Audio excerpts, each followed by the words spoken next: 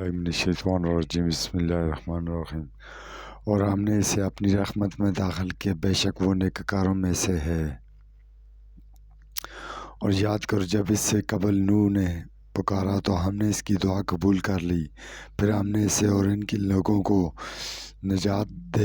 دی بڑی بے چینی سختی سے، اور ہم نے اس کو مدد دی ان لوگوں پر جنہوں نے ہماری آیتوں کو جھٹلایا، بے شک وہ برے لوگ تھے۔ پھر ہم نے ان سب کو غرق کر دیا۔ اور یاد کرو جب داؤد اور سلیمان ایک کھیتی کے بارے میں فیصلہ کر رہے تھے، جب اس میں رات کے وقت ایک قوم کی بکریاں چر گئیں اور ہم ان کے فیصلے کے وقت موجود تھے، پس ہم نے سلیمان علیہ السلام کو صحیح فیصلہ کی فہم دی، اور ہر ایک کو ہم نے حکم نبوت اور علم دیا، اور ہم نے پہاڑوں کو داؤد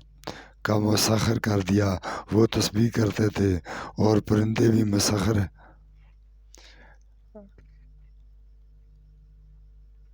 کیے اور کرنے والے ہم تھے، اور ہم نے اسے تمہارے لیے ایک لباس بنانے کی کاریگری سکھائی تاکہ وہ تمہیں تمہاری لڑائی سے بچائے۔ پس کیا تم شکر کرنے والے ہو؟ اور ہم نے تیز چلنے والی ہوا سلیمان علیہ السلام کے مسخر کی، وہ اس کے حکم سے اس سرزمین شام کی طرف چلتی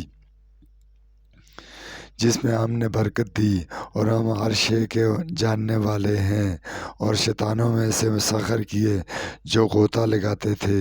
اس کے لیے، اور اس کے سوا وہ اور کام بھی کرتے تھے، اور ہم نے ان کو سنبھالنے والے تھے۔ اور ایوب علیہ السلام کو یاد کر جب اس نے اپنے رب کو پکارا کہ مجھے تکلیف پہنچی ہے، اور تو رحم کرنے والوں میں سب سے بڑا رحم کرنے والا ہے، تو ہم نے قبول کی اس کی دعا۔ پس اسے جو تکلیف تھی ہم نے کھول دی، دور کر دی، اور ہم نے اسے اس کے گھر والے دیے، اور ان کے ساتھ ان جیسے اور بھی رحمت فرما کر اپنے پاس سے، اور عبادت کرنے والوں کے لیے نصیحت، اور اسماعیل علیہ السلام اور حضرت عیسیٰ علیہ السلام اور ذوالکفل یہ سب صبر کرنے والوں میں سے تھے، اور ہم نے انہیں اپنی رحمت میں داخل کیا، بے شک وہ نیککاروں میں سے تھے۔ اور یاد کرو جب مچھلی والے یونس علیہ السلام اپنی قوم سے غصے میں بھر کر چل بس دیے،